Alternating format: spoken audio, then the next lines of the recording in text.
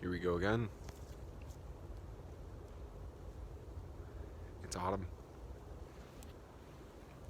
The crows are gone, I think, for the most part. The sun is at that nice point in the sky where you get shadows and sunlight at the same time. Everything in there is pretty nice looking. It's Veterans Day, or Memorial Day, or Remembrance Day, depending on where you're from in the world. Today, November 11th, I went to the celebration at the Cenotaph. I don't know if it's called a celebration, but I went to the thing at the Cenotaph in town where the veterans gather, people pay their respects, wreaths put down. Very interesting. A lot of fraternities I didn't know existed. I think that's something that's lost on a lot of people. We try to find our tribe in this world. We try to find the people who want to live the same way as us.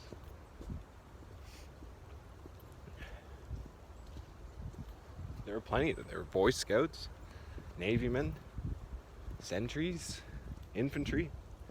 I don't know, I was taller than most of them too. I was like, oh, these guys they're all pretty short these days, and there's not that many of them in all the fraternities. I imagine that these events used to be really intense. You know, these beautiful, dazzling displays of a multitude of men and women in uniform, in unison. But it was like the out of sync pitter patter of a dying dream of a country. It was weird, 4 guys, they're all kind of pudgy, short guys, they got guns, and they can't even walk in sync. It's like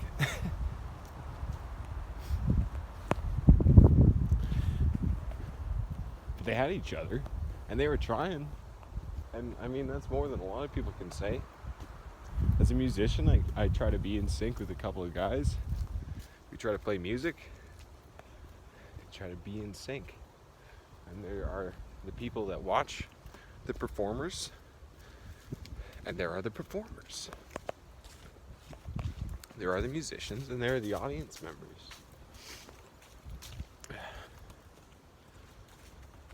And it's very interesting, that divide.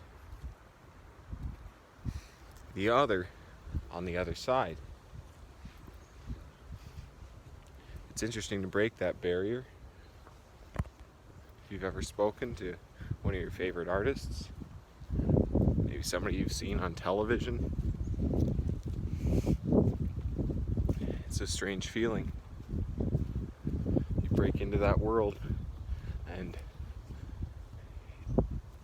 I think a lot about this time where I met a politician in Canada. I'd seen him on TV, and I'd heard him speak. I'd seen interviews, and he was speaking at this bar a couple of years ago. And walk into the bar, no search, nothing. He had a couple of security guards around him, sure, and he had his team, but he was just standing there. And at the end, he just talked to a bunch of people, and I was like, "Holy shit, man! You're a national level politician." And, I just shook your hand. It's pretty clammy too. I don't know if that speaks to national level politicians in this country, but to have a clammy handshake, it doesn't matter how tightly you hold someone's hand if it's a clammy handshake to begin with. It's weird to bridge that gap between us and them, to understand what it truly means to be the other. Because there's a sense of being the other in of oneself. You are isolated in that only you are you. There are many that witness you. And that witness is not only that of other people, because if it was, you would feel okay with doing just about anything all the time. But I think honestly,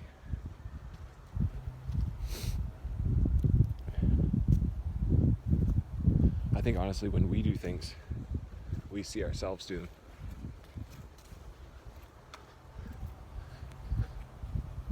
So even if we are alone, yeah, we can be naked, sure. Maybe it's not that big of a deal. Maybe just in front of others, it is a big deal. But there's still certain things that will not be done. Certain things which will not proceed out.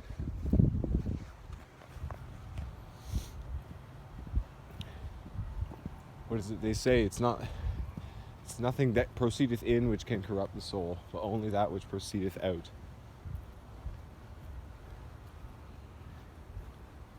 Out of the soul into this world, like your expression.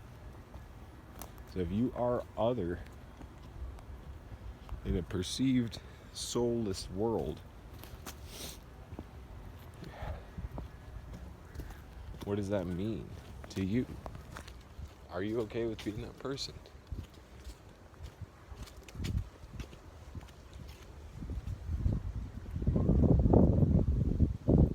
If you truly believe in the Spirit, you are okay with being that person. The witness is God itself. Whether or not it's realized it, I think often of people as gods who've not yet realized that they are gods. This is not to say that they are on the same plane as the highest, as I believe they say the kingdom of heaven is within. God made man in his own image.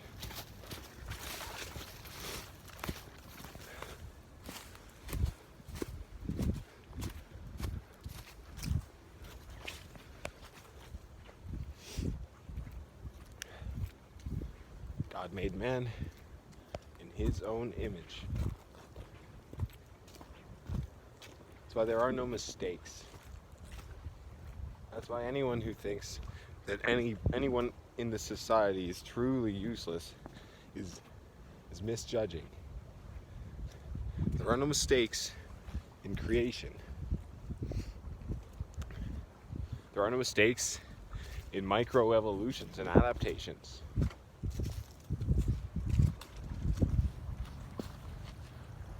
Anxiety is an emotion. A lot ask why me. It's very easily explained. The anxious survived. The boastful, the ones without worry, passed away. And so here we are still. If we think about the various clans of people who perished in battles for their lands, who truly upholds more respect? The martyr or the conquered?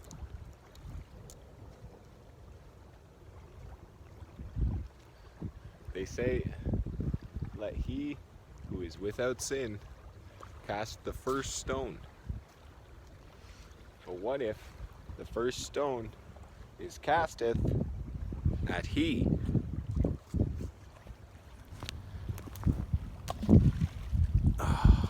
That didn't skip at all.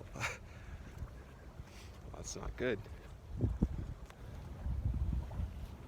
It just goes to say you shouldn't fuck around with Bible verses and add your own ad-libs.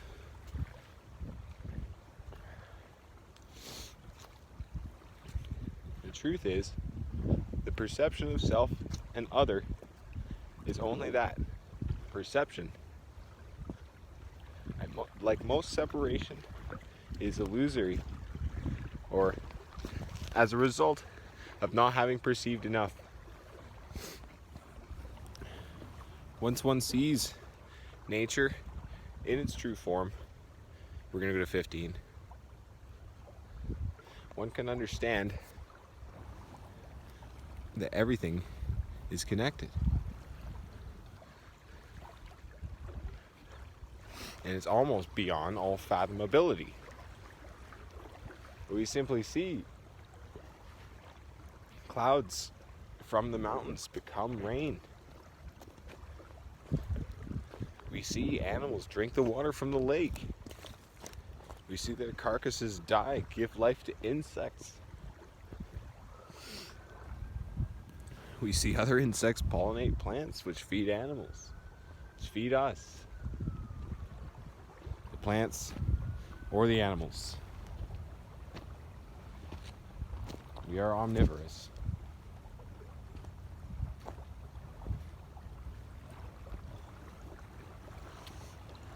We should respect the cycle of life. We should not treat ourselves as though we are not animal, but we should also not treat ourselves as though we are not spiritual. Many are stuck in the animal, and many of those who transcend the animal are forgetting that the spiritual is simply not all there is. If you look at the most spiritual cultures that our planet has seen, they are often waited on. There's often a structure in place to allow them freedom from their base needs, like hunger, thirst, security.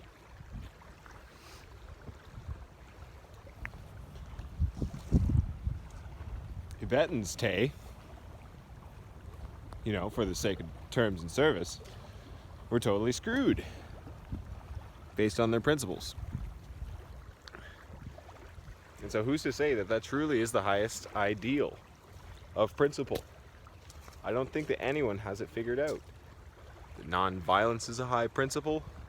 Absolutely. It certainly can be.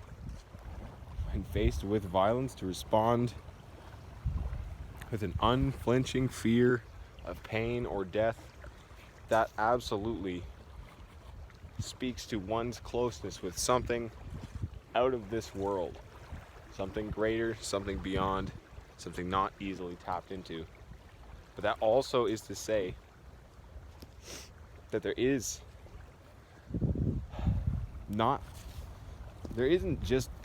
isn't the only thing to be non-violent.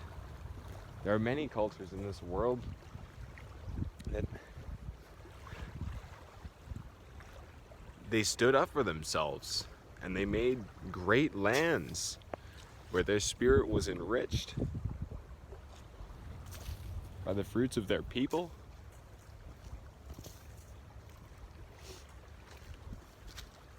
And that's to say, to find a balance between the spiritual and the physical. To find reconciliation between the self and the other.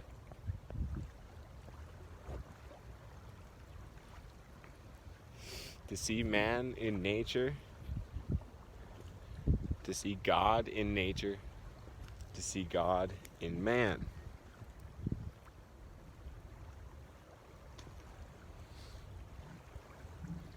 It's all connected, all of it. It's beautiful when you see it, when you realize there are no mistakes.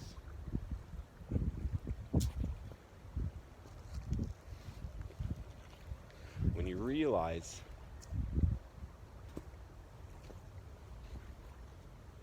the real law of the world. And it's something I'm still coming to understand myself, and I will not, with hubris, as we say in Canada, he's got hubris. He's got excessive pride. It's going to lead to his destruction. I try to not have that. I try to stay humble. I try to stay open. I understand certain things for myself, and I understand that you can lead a horse to water, but you cannot make him drink. I think that's everything.